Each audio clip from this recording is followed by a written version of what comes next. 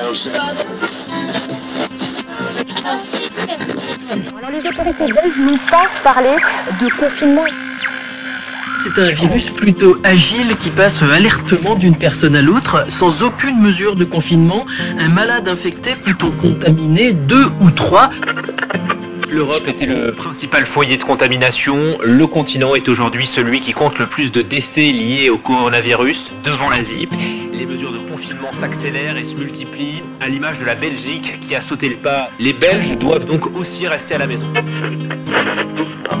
La Belgique, à son tour, engage des mesures drastiques pour ralentir la propagation du coronavirus. À partir de vendredi minuit, les cafés, les restaurants et les discothèques seront fermés. Les rassemblements récréatifs sont interdits. Les écoles ne sont pas officiellement fermées, mais les élèves n'auront plus cours.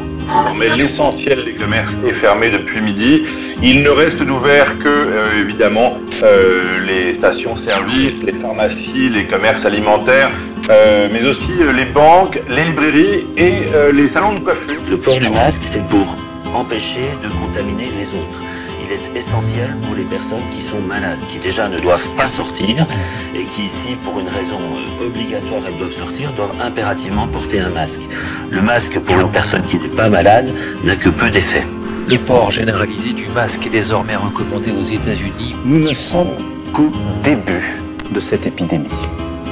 Et partout en Europe, elle s'accélère dès demain, midi. Et pour 15 jours au moins, nos déplacements seront très fortement réduits. Nous sommes en guerre. Pas de mesure de confinement. Le Premier ministre estime que cette stratégie devrait permettre aux Pays-Bas de se sortir plus vite de la crise, parce que si on permet tout, ça pourrait durer des mois, voire un an. Inévitablement, le nombre de cas confirmés va suivre cette augmentation de la capacité des laboratoires. Et donc, ce nombre va évoluer de façon importante dans les prochains jours.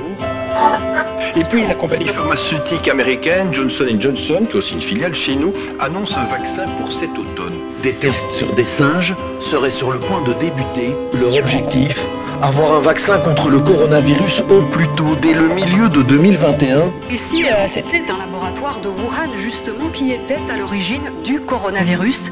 Le quotidien américain The Washington Post a lancé cette information qui n'est pas scientifiquement validée, mais qui sème le doute.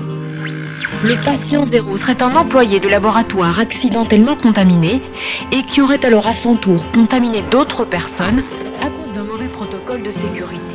Il a évoqué la possibilité de demander des millions de dollars de réparation à Pékin pour les dommages causés par le coronavirus. Nous sommes en guerre.